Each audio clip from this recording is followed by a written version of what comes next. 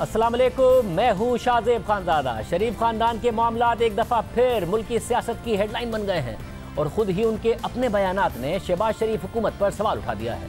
साथ ही ये सवाल भी उठ गया है कि शरीफ खानदान अगर माजी में इस्टेब्लिशमेंट के सामने गुड कॉप बैड कॉप की पॉलिसी रखता था तो क्या अब हुकूमती मामलात में भी अवाम के सामने इसी पॉलिसी पर अमल पैरा है, या फिर इख्तिलाफात इतने ज़्यादा हैं कि खुद साबिक वज़ीर आज़म नवाज शरीफ अपने भाई वज़ीर आज़म शहबाज शरीफ की हुकूमत और आम मुआशी फैसलों को अंडरमाइन कर रहे हैं।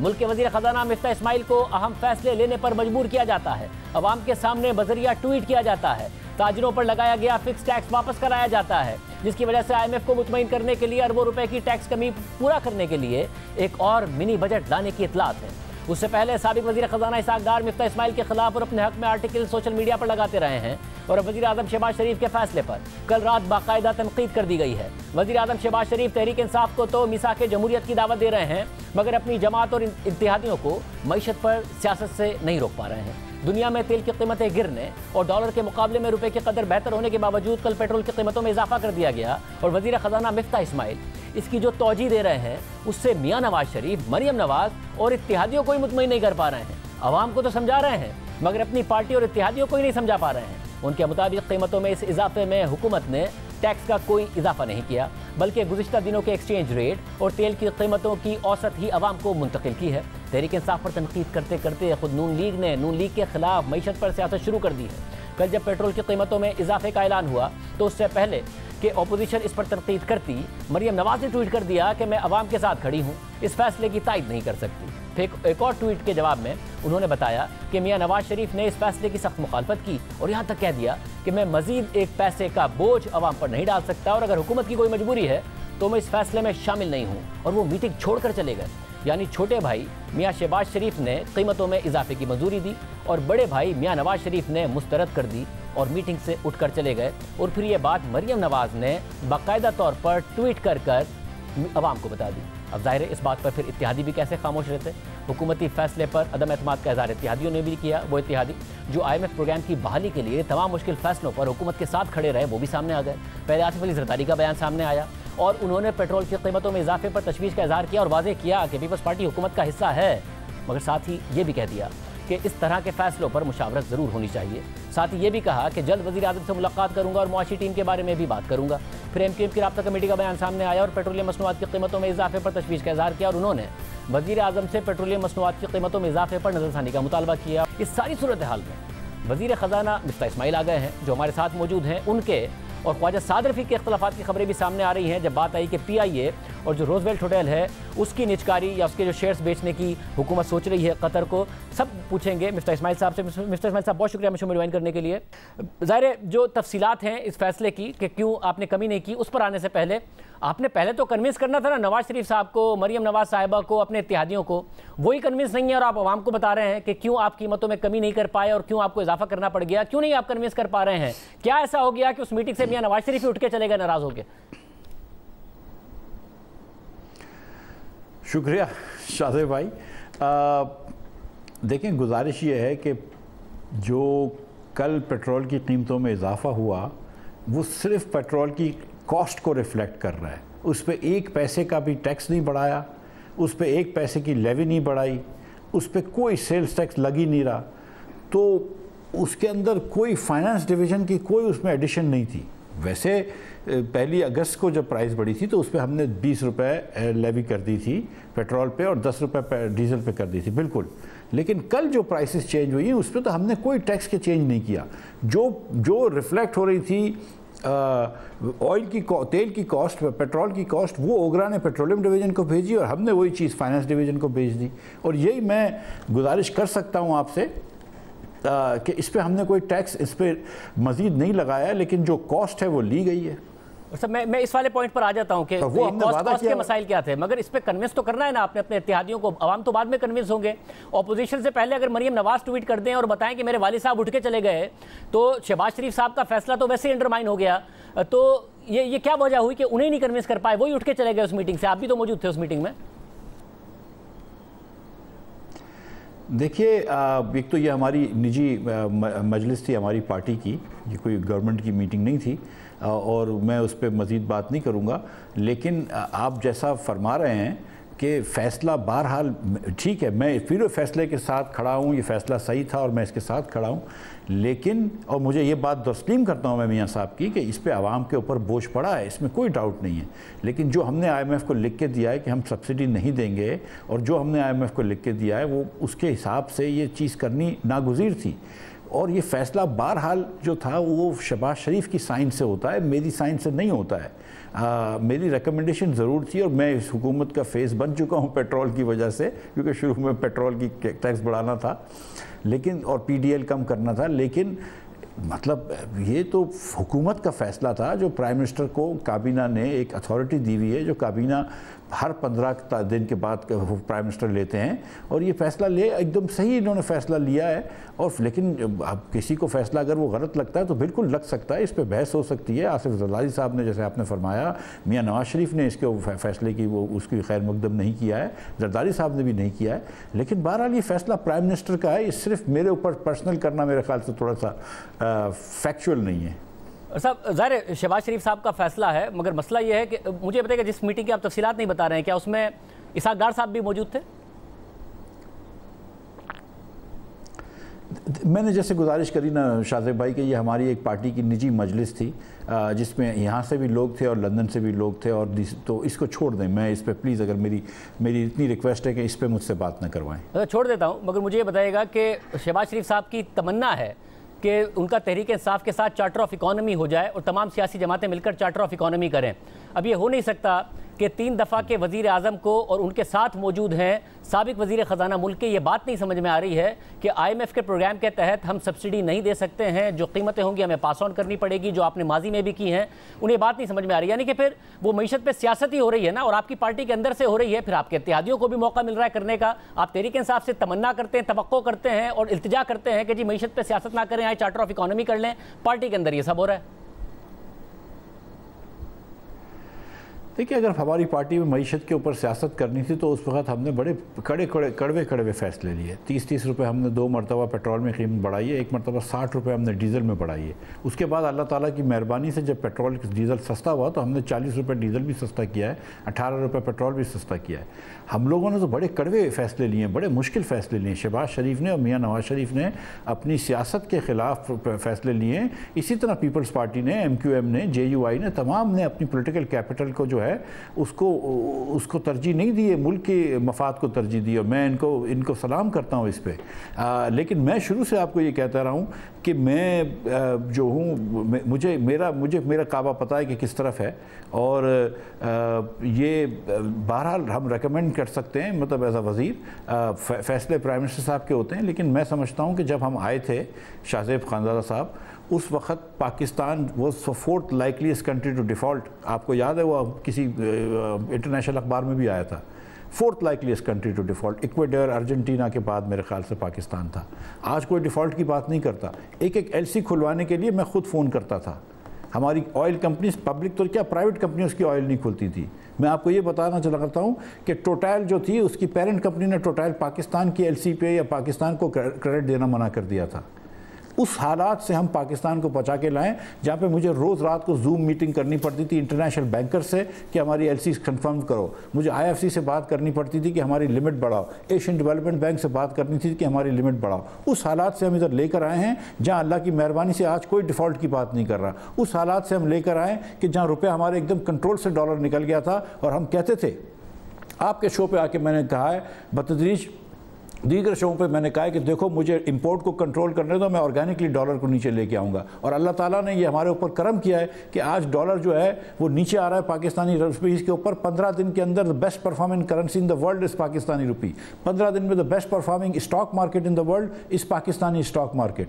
तो ये शहबाज शरीफ की प्लानिंग थी ना, ये शहबाज शरीफ के फैसले थे, इसमें मेरी भी राय शामिल थी, ये मतलब इसमें मेरी मेहनत भी शामिल थी। ये जब जाके हम यहाँ पाकिस्तान को लेकर आए हैं, जब पिछली मरतबा 15 दिन पहले जब डॉलर की ज़ाहिर चीज़ों में बेहतरी आई है, सेंटीमेंट में भी बेहतरी आई है, मगर मसला यह है कि 15 दिन में बेस्ट परफॉर्मिंग करेंसी ज़रूर है, मगर उससे पहले इतनी बुरी तरह गिरी है कि इस साल में श्रीलंका के बाद वर्स्ट परफॉर्मिंग करेंसी अभी भी पाकिस्तानी रुपी है, तो वो रिकवरी अभी तक नहीं हुई है। मगर मियाँ नवाज शरीफ तो ये कहकर उठा, आप उसकी तफसीलात ना बताएं, मगर मरियम नवाज ने ट्वीट में लिखा कि अगर हुकूमत की मजबूरी है तो मैं इसका नहीं हिस्सा बन सकता। तो हुकूमत की क्या मजबूरी है, छोड़ दें हुकूमत? देखिए शाहजेब खानदान साहब, ये फ़ैसला मेरा नहीं है कि हुकूमत छोड़ें या नहीं छोड़ें। हुकूमत अगर छोड़नी है तो छोड़ दे हुकूमत, लेकिन अगर हुकूमत में जब तक हम रहेंगे, मैं आपको ये यकीन दिला रहा हूँ कि इंशाअल्लाह ताला ये मियां नवाज शरीफ पहली मरतबा नहीं 3 मरतबा वज़ीर आज़म बन चुके हैं और हमेशा इन्होंने पाकिस्तान के लिए काम किया है। बड़ी मजबूरियाँ थी उस वक्त भी, लेकिन न्यूक्लियर बम के वो किया है। बड़ी मजबूरियों के बावजूद हमने सी पैक लेकर आए हैं। बड़ी मजबूरी के बावजूद हमने आने के बाद मतलब चीज़ें की हैं, सी पैक को रिवाइव किया है। बड़ी मजबूरियों की मुश्किल के साथ, बड़ी मुश्किलों के साथ हमने IMF को रिवाइव किया है। अब तो हम उधर तक पहुँच गए हैं, अब तो हम डी में खड़े हुए हैं, अब तो गोल हमको नज़र आ रहा है। इंशाअल्लाह ताला हम ये गोल करके आएंगे इंशाअल्लाह ताला। ये पाकिस्तान को स्टेबिलिटी की तरफ ले आए हैं, अब हमको इन्फ्लेशन को कंट्रोल करना है, हम उस तरफ इंशाअल्लाह ताला जाएंगे। और अल्लाह ताला की मेहरबानी से अब जबकि डॉलर कंट्रोल में आ रहा है, तेल की प्राइसेस कम होती जा रही हैं, तो बतदरीज इसके अंदर आसानी पैदा होगी। लेकिन यस, मैं समझता हूँ कि इसकी पेट्रोल की कीमत बढ़ने से आवाम के ऊपर बोझ आता है, लेकिन दूसरा रुख तो नागुज़ीर है मेरे लिए। हम श्रीलंका की तरफ तो अपने मुल्क को नहीं धकेल सकते ना। इस वक्त भी आज एज आई स्पीक हिंदुस्तान में 70 रुपये पाकिस्तान से लीटर पेट्रोल महंगा है। क्या हिंदुस्तान में सियासतदान नहीं है? बांग्लादेश में 75 रुपये पर लीटर पाकिस्तान से पेट्रोल महंगा है, उसके पास 3 गुना पाकिस्तान से ज़्यादा रिजर्व है। क्या वहाँ सियासत नहीं होती? हिंदुस्तान में 60 गुना ज़्यादा रिजर्व है। तो हमको भी सोचना चाहिए कि हम किस किस्म के फैसले ले रहे हैं कि जो हमारे 7 मुल्क थे एक ज़माने में, 70 तक बांग्लादेश और 47 तक हिंदुस्तान, वो इतने आगे कैसे निकल गए? कहीं ना कहीं हम गलती कर रहे हैं ना, तो उसको सुधारें फिर। वैसे मगर कुछ दिन पहले तो आपको ये बात नहीं समझ में आ रही थी, जब तहरीक इंसाफ की हुकूमत पेट्रोल की कीमतें बढ़ाती थी तो आप उस पर तनकीद करते थे और ये भी कहते थे कि कीमतें इतनी ज़्यादा हैं तो इस पर पेट्रोलियम डेवलपमेंट लेवी क्यों ले रहे हैं, IMF को क्यों नहीं समझा रहे हैं। अब आप भी 20 रुपये तो पेट्रोलियम डेवलपमेंट लेवी लगा चुके हैं और आज प्रेस कॉन्फ्रेंस में कह चुके कि पहली तारीख से IMF की कमिटमेंट के मुताबिक 10 रुपये और लेवी लगाऊंगा। तो जब आप तहरीक इंसाफ के साथ कर रहे थे तो वो भी गलत कर रहे थे ना, उन्हें भी IMF के प्रोग्राम के तहत ये लेवी लगानी पड़ रही थी, आपको भी लगानी पड़ रही है। वो भी भारत की मिसाल देते थे और बांग्लादेश की मिसाल देते थे जिसको आप मुस्तरद करते थे, आज आप वही उन्हीं मिसालों पर आ गए हैं।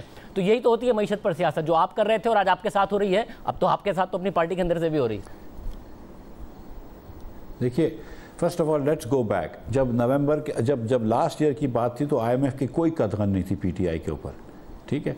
और जब आपके पास रियल एस्टेट एमनेस्टी देने के पैसे थे, IMF ने तो कुछ भी जब नहीं कहा था, इन्होंने तो बाद में कहा था कि हम 4-4 रुपये बढ़ाएंगे, लेकिन IMF की तो कोई कदगन नहीं थी उस वक्त। तो जब आप रियल एस्टेट की एमनेस्टी दे सकते हैं, अपने और लोगों को एमनेस्टी दे सकते हैं, तो उस वक्त आपको कोई खर्चा नहीं कमाया। 200 अरब रुपए का आपने SNGPL में नुकसान कर दिया क्योंकि आपने LNG खरीद के जो है वो लोकल गैस की प्राइस पे बेच दिया। 600 बिलियन रुपए का इस वक्त आउटस्टैंडिंग खड़ा हुआ है PSO के पास, जो PSO के पास पैसे नहीं है, जो इस वक्त मुझे कभी 30 अरब रुपए देने पड़ते हैं कैश, कभी 50 अरब रुपए के कंफर्ट लेटर देने पड़ रहे हैं।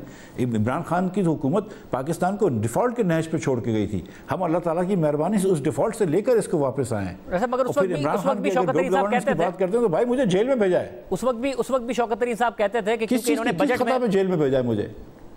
जाहिर है वो जो आपके साथ ज्यादती हुई वो अपनी जगह पर मौजूद है, उस पर हम अपने प्रोग्राम में भी मुतादिद दफ़ा आवाज़ उठा चुके हैं। मगर जो शौकत तरीन साहब है उन्होंने भी कहा था कि हमने बजट में 600 अरब रुपए रख दिए थे, तो IMF कहता है बजट में रखें तो इनको करेक्ट भी करके दिखाओ, मगर आप उस वक्त तनकीद करते थे। मगर अब आपके पास भी तो इस वक्त आपने भी तो ट्रेडर्स पर लगाया ना फिक्स टैक्स, और आप बड़े कन्विंस थे कि भाई ये टैक्स तो देना पड़ेगा, आपने बार बार कहा देना पड़ेगा। फिर मरीम नवाज साहिबा की एक ट्वीट हुई और आप उससे पीछे हट गए।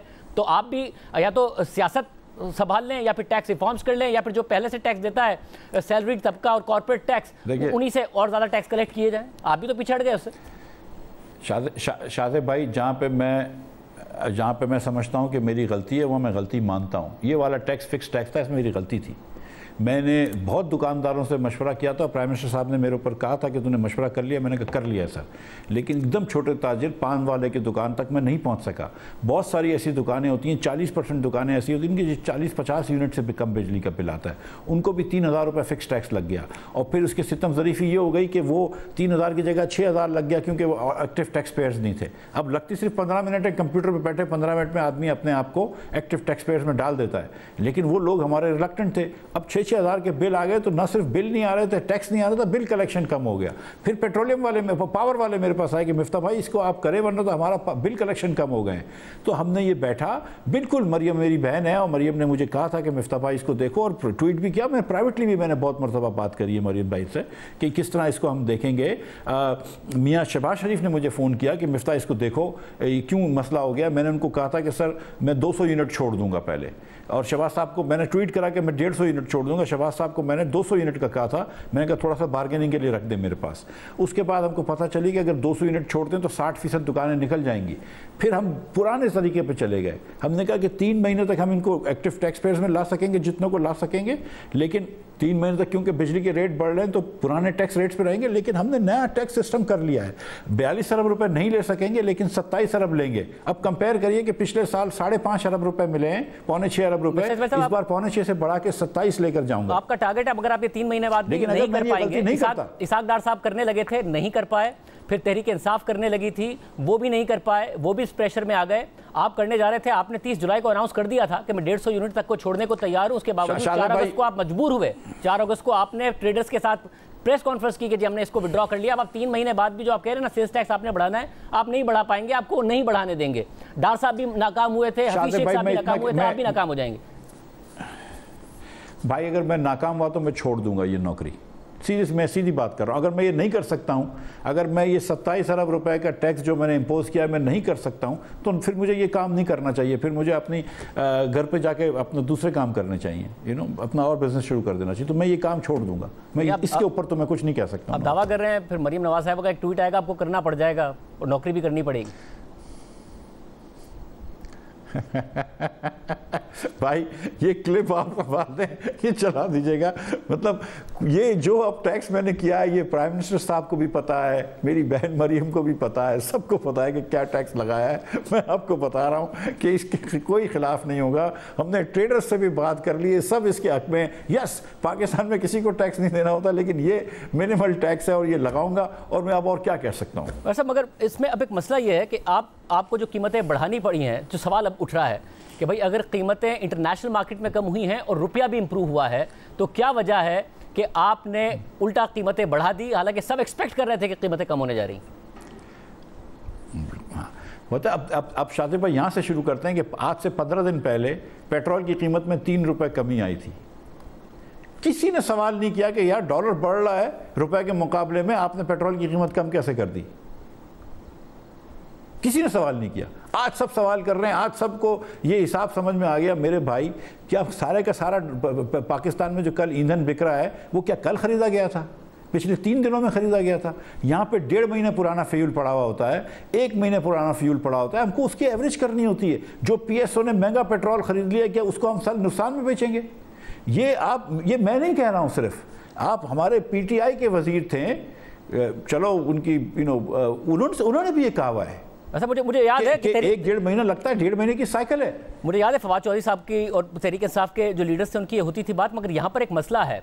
अब मसला ये है कि जब बहुत हाई थी प्राइसेस, तो मई और जून में पाकिस्तान ने इतना ज़्यादा इंपोर्ट किया है कि आपने जून में 3.6 अरब डॉलर्स का तेल इंपोर्ट कर लिया और जुलाई में उससे 61% कम 1.4 अरब डॉलर का तेल इंपोर्ट किया है। इसका मतलब है कि आपने ज़रूरत से ज़्यादा इंपोर्ट किया और आपने खुद ने भी बताया कि 13-14 दिन का स्टॉक होता है, 60-70 दिन का स्टॉक हमारे पास जमा हो गया था।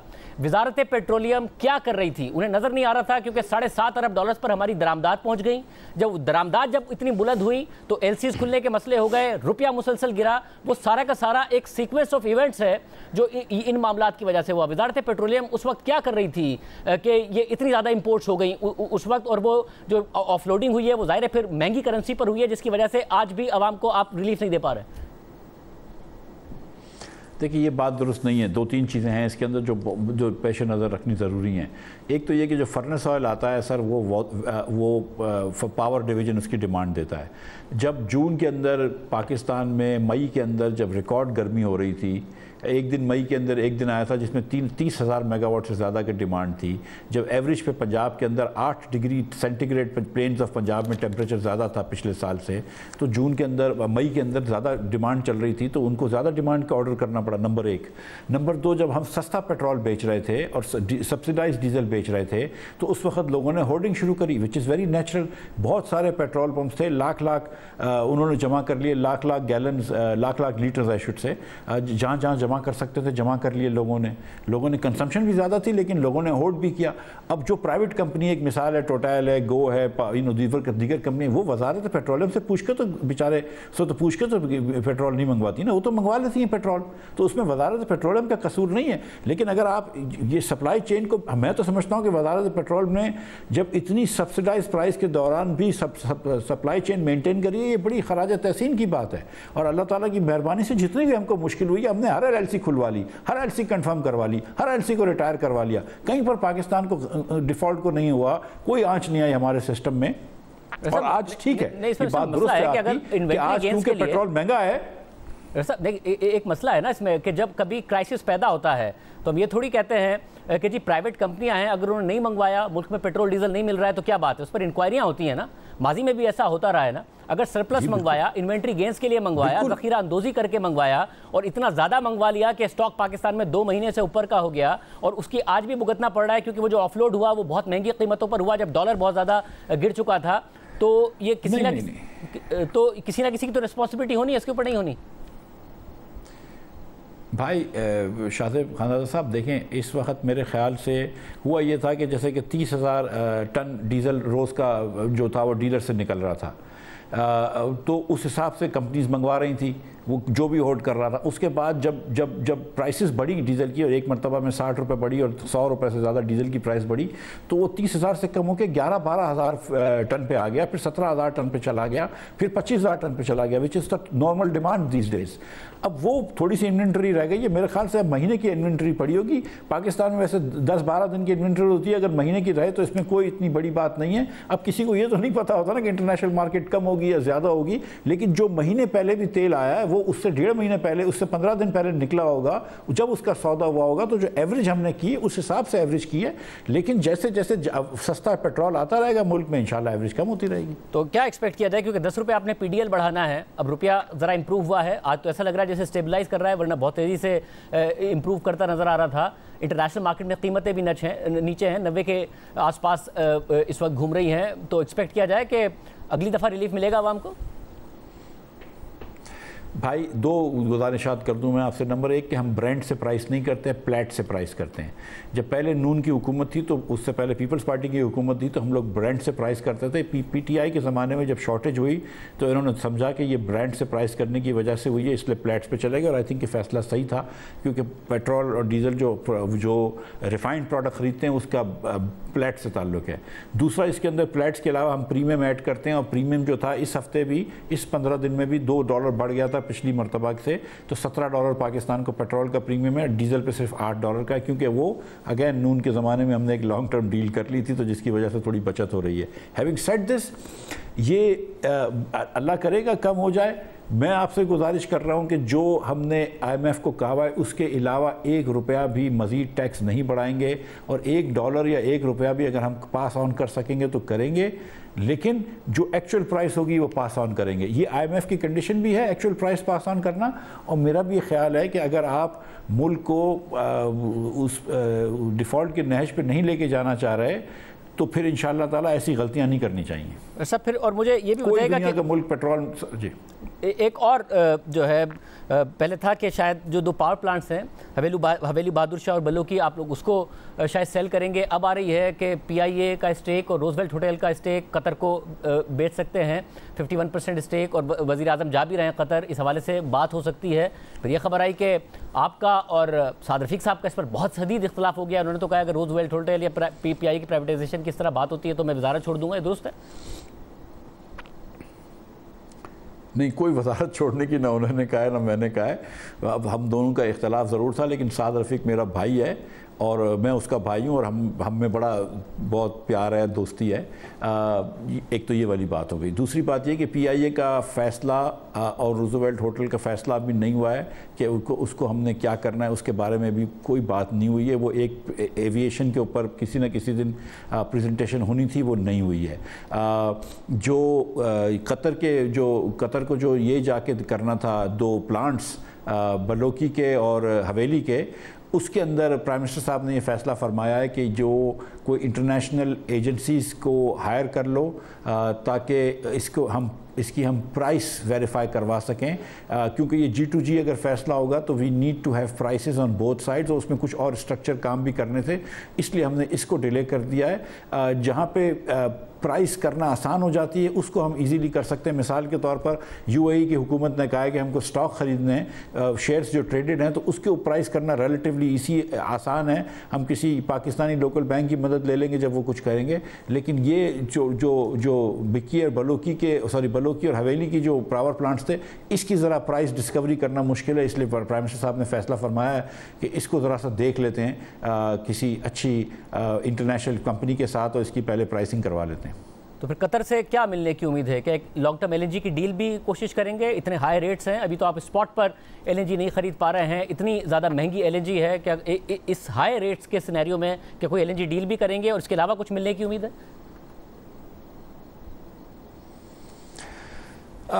शादिब भाई, जो हमारे $4 बिलियन पूरे हुए हैं उसमें भी कतर ने कुछ ना कुछ ज़रूर मेरे ख़्याल से अपना हिस्सा डाला है।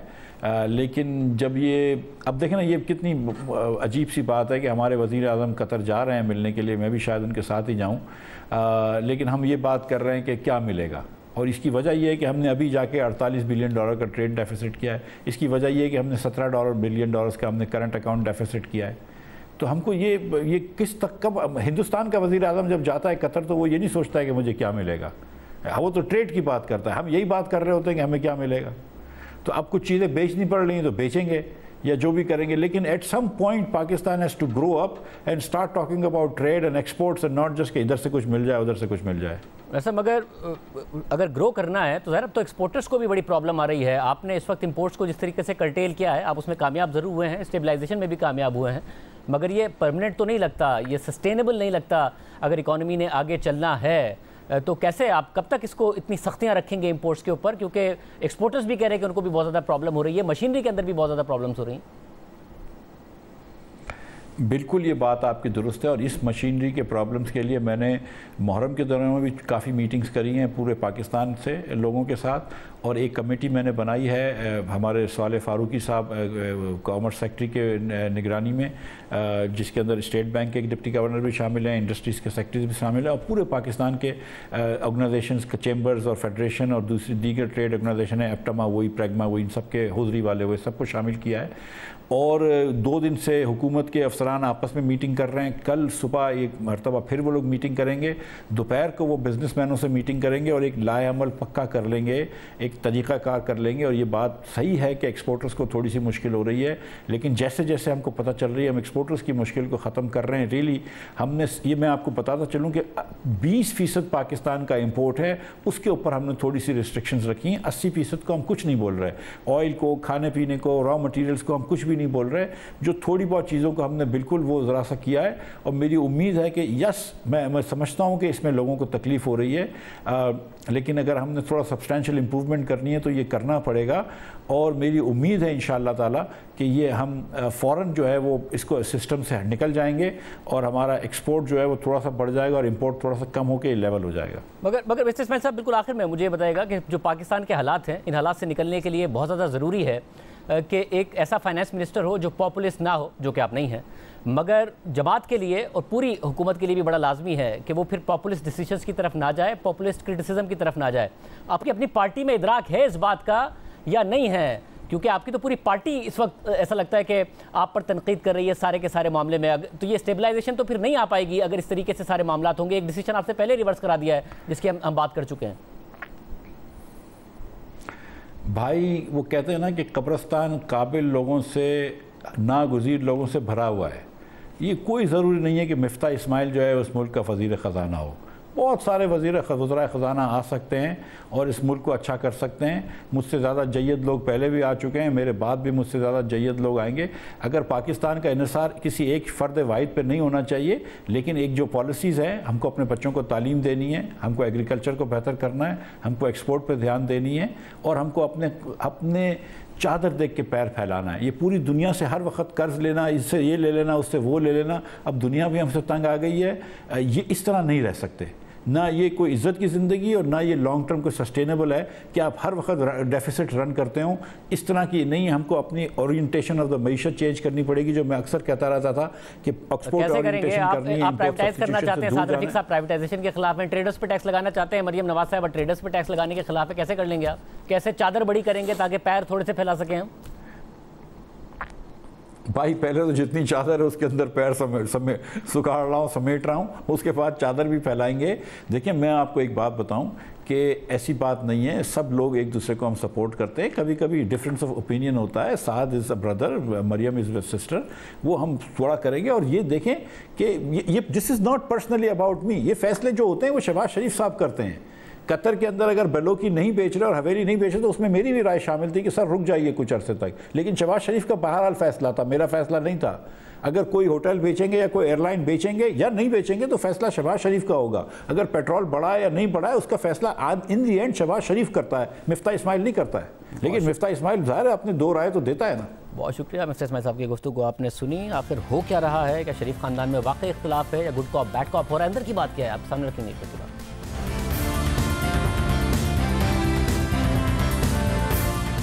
दोबारा खुशामदीद नाजरीन। नून लीग के अंदर एग्जैक्टली क्या हो रहा है, गुड कॉप बैड कॉप हो रहा है या वाकई कुछ इख्तिलाफात हैं। हमारे साथ सीनियर साहब तज़क्कार तलत हुसैन साहब और अस्मा शिराजी साहिबा मौजूद हैं। आप दोनों का बहुत शुक्रिया। तलत हुसैन साहब, यहाँ तक तो पता था कि नवाज शरीफ साहब भी चाहते थे फौरी इलेक्शन में जाएँ, मरियम नवाज साहब तो जलसों में कह चुकी कि वो नहीं चाहती थी कि ये बोझ उठाया जाए और फौरी इलेक्शन में जाना चाहिए।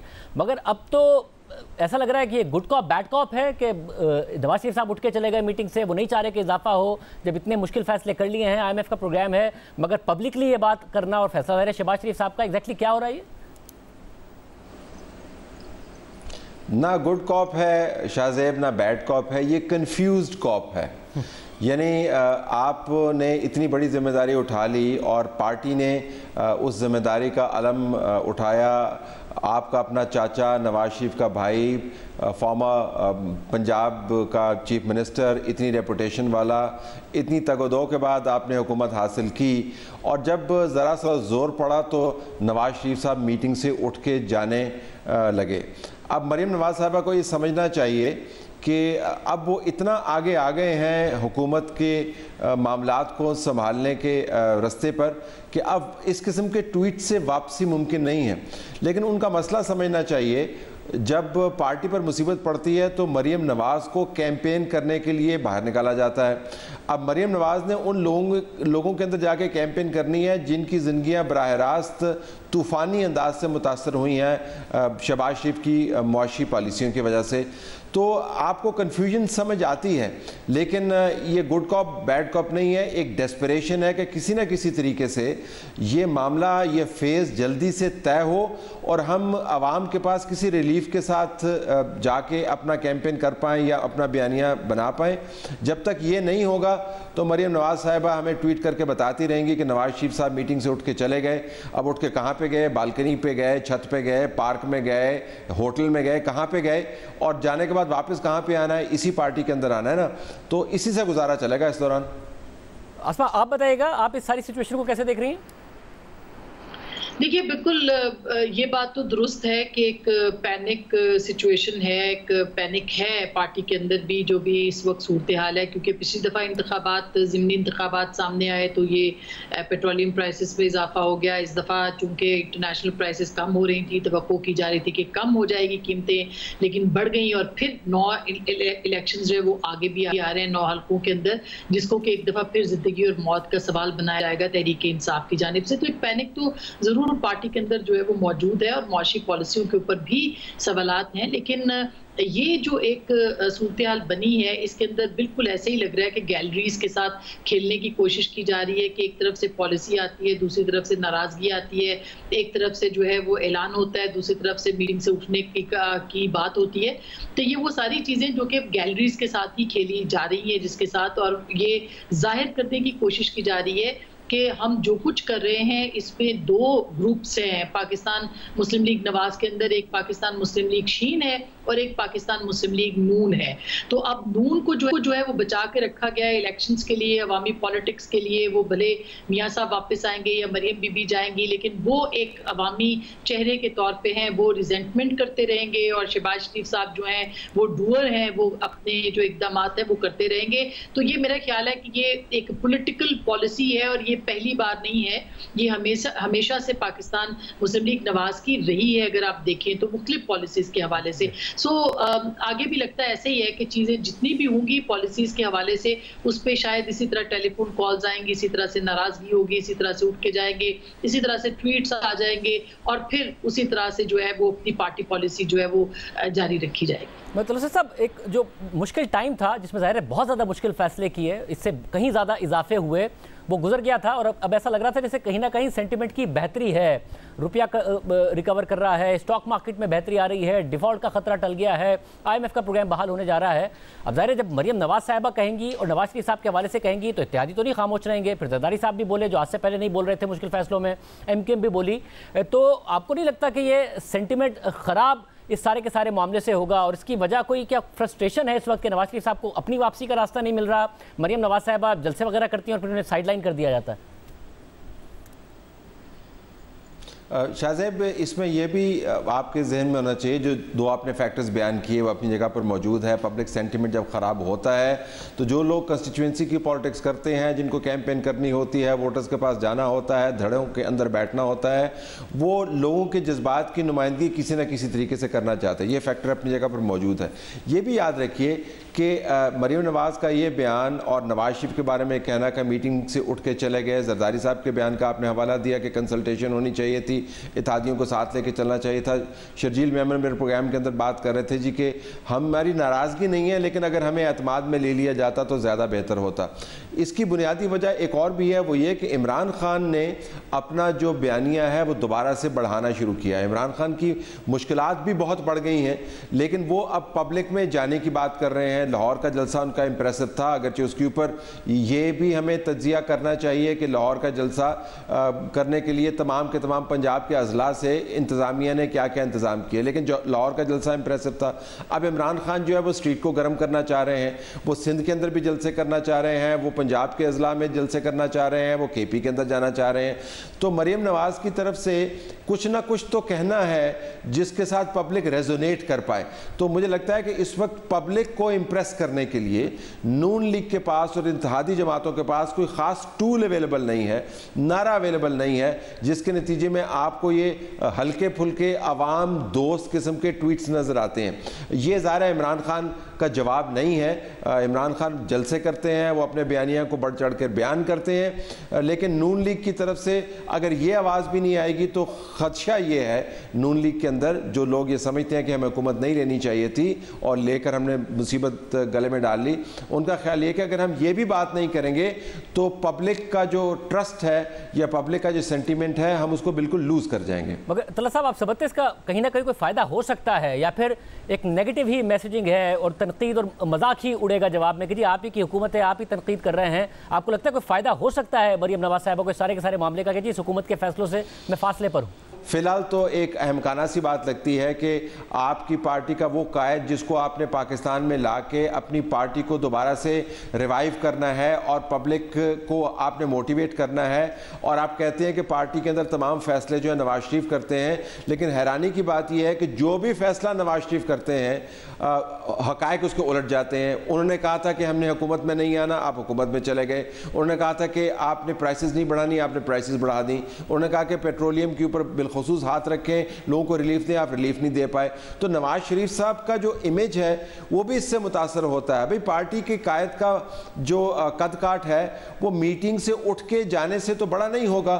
तो मेरे ख्याल में फिलफौर तो आपको एक अहमकाना बात लगती है, लेकिन बाद में मरियम नवाज़ को अगर आप इमेजिन करें जलसे करते हुए, ये कह पाएंगी जी कि हमने तो मुश्किल तरीन हालात में अवाम दोस्ती में अपनी हुकूमत के ख़िलाफ़ भी ये स्टैंड लिया, लिहाजा मेरी आवाज़ को सुनिए, मेरी बात को मानिए, तो बाद में वो इसको कैश कर सकते हैं। अस्मा, एक तरफ इमरान खान ज़बरदस्त किस्म के जलसे वो कर रहे होंगे, अभी एक अच्छा जलसा किया, दूसरी तरफ आपको लगता है कि कहीं ना कहीं क्योंकि ना तो और कोई क्राउड पुलर है जब तक नवाज शरीफ नहीं आते मरीम नवाज साहिबा के अलावा, और ज़ाहिर है शहबाज शरीफ साहब तो कोई अच्छा बयानिया देने में भी हमने देख लिया, उनकी जो 13 अगस्त को तकरीर थी, तो मरीम नवाज़ के लिए कुछ ना कुछ होगा अगर वो इस तरीके से ट्वीट्स करती हैं, या मजाक ही बनेगा आपके ख्याल में? बज़ाहिर तो शाहजेब ये नज़र नहीं आता कि PMLN के पास या जो इत्तेहादी जमातें उनके पास कोई बयानिया इस वक्त मौजूद है। आप अच्छा कहें बुरा कहें, इमरान खान साहब अपने बयानिए के अंदर कंफ्यूज्ड हैं, पीछे हट रहे हैं, वो बार बार अपने पुराने बयानिए को लेके आते हैं फिर नए पे जाते हैं। ये कंफ्यूजन उनके यहाँ मौजूद है, लेकिन बहरहाल उनके पास अवाम के पास जाने के लिए, कुछ ना कुछ ले जाने के लिए, कोई बात करने के लिए मौजूद है। लेकिन अनफॉर्चुनेटली PMLN के पास ये बयानिया मौजूद नहीं है। जब वो अवाम के पास जाएंगे तो वो क्या कहेंगे? ना वोट को इज्जत दो का बयानिया उनके पास इस वक्त रह गया है, ना कोई एंटी एस्टैब्लिशमेंट उनके पास बयानिया है, ना उनके पास इस वक्त कोई और एंटी जो है वो बयानिया मौजूद है। वो हुकूमत के अंदर मौजूद है, हुकूमत बहुत बुरे हालात में है, सियासी कीमत वो चुका रहे हैं और उनको शायद आगे भी चुकानी पड़ सकेगी। लिहाजा किसी किस्म का कोई बयानिया उनके पास इस वक्त जो है वो मौजूद नहीं है। उसके लिए बयानिए और नजरिए के लिए जो है वो पार्टी के अंदर कम से कम एक डिस्कशन या एक जिसे कहना चाहिए ब्रेनस्टॉर्मिंग जरूरी होनी चाहिए किसी भी सियासी जमात के लिए कि उनको आगे क्या करना है, क्या एजेंडा है, क्या उनको नौजवानों को इंगेज करना है, उनको रोटी कपड़े मकान के ऊपर बात करनी है, उनको पाकिस्तान के अंदर जो बेरोजगारी है उसकी बात करनी है, उनको पॉपुलेशन की बात करनी है, उनको उस नैरेटिव के अगेंस्ट नैरेटिव बनाना है जो कि इमरान खान साहब ने पिछले कुछ महीने से बेचना शुरू किया और बेचा है। तो उसके पास उनके पास कोई ऐसा